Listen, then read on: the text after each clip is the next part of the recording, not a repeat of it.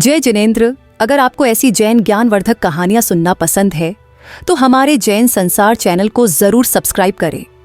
चंदनबाला का चमत्कार। एक बार चंदना कुमारी अपनी सहेलियों के साथ नगर के बाहर उद्यान में क्रीड़ा कर रही थी कि उसके लावण्यमय यौवन से आकर्षित होकर एक विद्याधर ने उसका अपहरण कर लिया।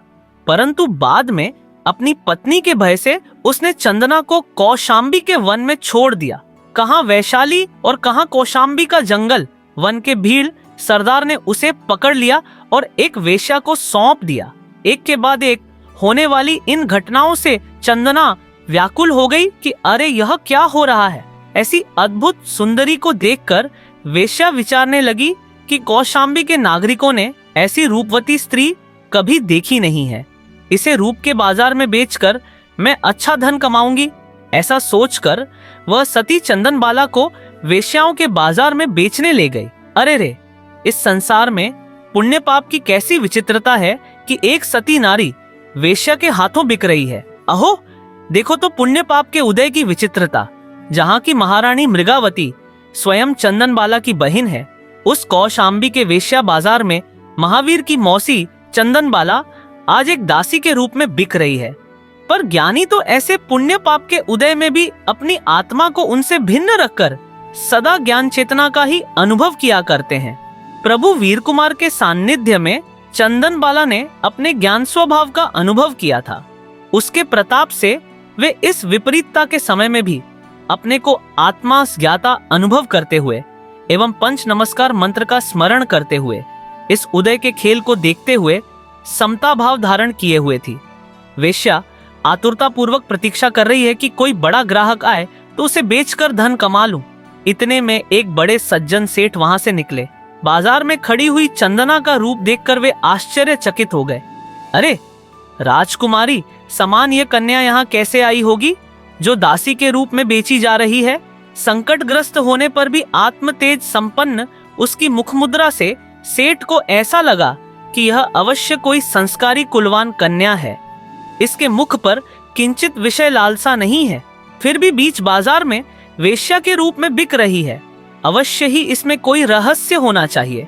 इस कन्या को मैं इस संकट से बचा लूं ताकि यह किन्हीं दुष्टों के चंगुल में न फंस जाए। ऐसा विचार करके सेठ उसके पास गए और पूछताछ करने लगे। उन सज्जन सेठ को वहां देखकर नगरजनों के आश्चर्य का पार नहीं रहा। अरे नगर के यह महान श्रावक धर्मात्मा सेठ वृषभ दत्त भी इसके सौंदर्य पर मोहित हो गए, किंतु यह असंभव है। तो फिर किस लिए वे यहाँ आकर बात कर रहे हैं। इस प्रकार लोगों में भिन्न भिन्न प्रकार का कौतूहल फैल गया। सेठ वृषभ दत्त निकट आकर चंदना को देखने लगे।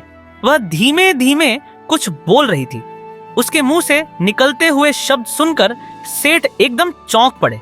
अरिहंत, अरिहंत, अरे ये तो ह्नमोकार मंत्र जप रही है। अवश्य ही ये कोई उच्च संस्कारी जैन कन्या है जो ऐसे घोर संकट के समय नमस्कार मंत्र का जाप कर रही है। धन्य है इसे। मेरे कोई संतान नहीं है, मैं इसे घर ले जाऊंगा और अपनी पुत्री के रूप में पालन करूंगा। ऐसा सोचकर सेठ ने उसे खरीद लेने का निश्चय किया और वेश्या को मुंहमांगी स्वर्ण मुद्राएं देकर चंदना को ले लिया। धन्य है उनका धर्म वात्सल्य। तुम किसी उच्च कुल की कन्या हो। तुम्हारी प्रत्येक चेष्टा, तुम्हारे निर्विकारी नेत्र और तुम्हारे वस्त्र, ये सब तुम्हारी कुलीनता का परिचय देते हैं। बेटी, तुम निर्भय होकर रहो। मैं जिन तीर्थंकर देव का अनुयायी जैन श्रावक हूँ, आज से तुम मेरी धर्म पुत्री हो और मैं तुम्हारा धर्म पिता। दासी के रूप में बिककर भी स्वयं एक सज्जन जैन श्रावक के घर में आ गई हूँ। यह जानकर चंदना को संतोष हुआ। उसे इतनी प्रसन्नता हुई मानो वह महावीर की मंगल छाया में ही आ गई हो। उसका हृदय पुकार उठा। जैन धर्म से रहित चक्रवर्ती पद भी अच्छा नहीं है। भले ही दासी पना हो, परंतु जैन धर्म में वास हो तो वह भी अच्छा है। ऐसी कठिन परिस्थिति में भी उसे वीर कुमार के साथ हुई धर्म चर्चा का स्मरण हुआ और वह अपूर्व क्षण याद आया जब उसने वीर कुमार के मार्गदर्शन में स्वयं निर्विकल्प आत्मानुभूति पूर्वक सम्यक दर्शन प्राप्त किया था। अनुकूल या प्रतिकूल प्रसंगों में घिर जाने से आत्मा को भूल जाए, वह ऐसी कोई साधारण स्त्री नहीं है। वह तो चैतन्य तत्व की जाता, मोक्ष की साधक है। ऐसी प्रतिकूलता में भी ज्ञान चेतना किंचित चिगती नहीं है, पृथक की पृथक ही रहती है। राजपुत्रीपना या दासीपना, सत्कार या तिरस्कार, इन सब से चंदना के चैतन्य की प्रभा भिन्न की भिन्न रहती है। वाह चंदना, धन्य है तुम्हारी चैतन्य प्रभा। वाह रे उदय, एक मुमुक्षु धर्मात्मा राजकुमारी वर्तमान में दासी बनकर पराये घर में निवास कर रही है। सेठ सेठानी को पता नहीं है कि यह दासी कौन है। अरे ये दासी तो जगत के परमेश्वर की मौसी है, धर्म का एक रत्न है, भारत के श्राविका संघ की शिरोमणि है और कौशाम्बी नगरी की महारानी मृगावती की लाडली बहन है, जो वर्तमान में कर्मोदयवश दासी बनी हुई है। तथापि पुण्य का ऐसा कोई योग है कि दासीपना भी सेठ वृषभ दत्त जैसे एक सज्जन धर्मात्मा के घर में मिला है, जहां शील धर्म की रक्षा सुगम है। परंतु अरे उदय, चंदना के सौंदर्य को देखकर सेठानी को संदेह हुआ कि मेरी कोई संतान न होने से सेठ अवश्य मुझे छोड़कर इस चंदना को मेरी सौत बनाएंगे। नहीं तो इस घर में दास दासियों की क्या कमी थी जो इसे ले आए। सती चंदना सब कुछ जानते हुए भी धैर्य पूर्वक सहन करती है, सेठानी के प्रति हृदय में द्वेष भाव भी नहीं आने देती। वीरनाथ के बतलाए हुए चैतन्य तत्व का विचार करने से दासीपने के दुख का विस्मरण हो जाता है। वह संसार से विरक्त होकर चिंतन करती है कि मैं तो चैतन्य की महान स्वाधीन विभूति से भरपूर हूँ, ये सब तो पूर्व कर्मों से छूटने की चेष्टा है। प्रभु महावीर के प्रताप से मेरी ज्ञान चेतना अब कर्मों से पृथक रहकर मोक्ष मार्ग को साधती रहती है। एक दिन सेठ वृषभदत्त बाहर से थके हुए घर आए।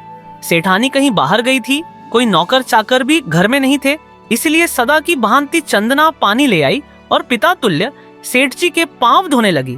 पांव धोते धोते उसके कोमल केशों का जूड़ा खुल गया और केश धूल दूसरित होने लगे। इसीलिए सेठ ने निर्दोष भाव से वात्सल्य पूर्वक पुत्री के केश हाथ से ऊपर उठा लिए। ठीक उसी समय सुभद्रा सेठानी आ पहुंची और चंदना के खूबसूरत केशों को सेठ के हाथ में देखकर क्रोध से आग बबूला हो गई। उसे लगा कि मेरी अनुपस्थिति में ये दोनों एक दूसरे से प्रेमालाप कर रहे थे। बस उसकी शंका निर्णय में बदल गई और उसने निश्चय कर लिया कि किसी भी प्रकार चंदना को घर से निकालना है। रे देव, तेरे भंडार में क्या क्या भरा है।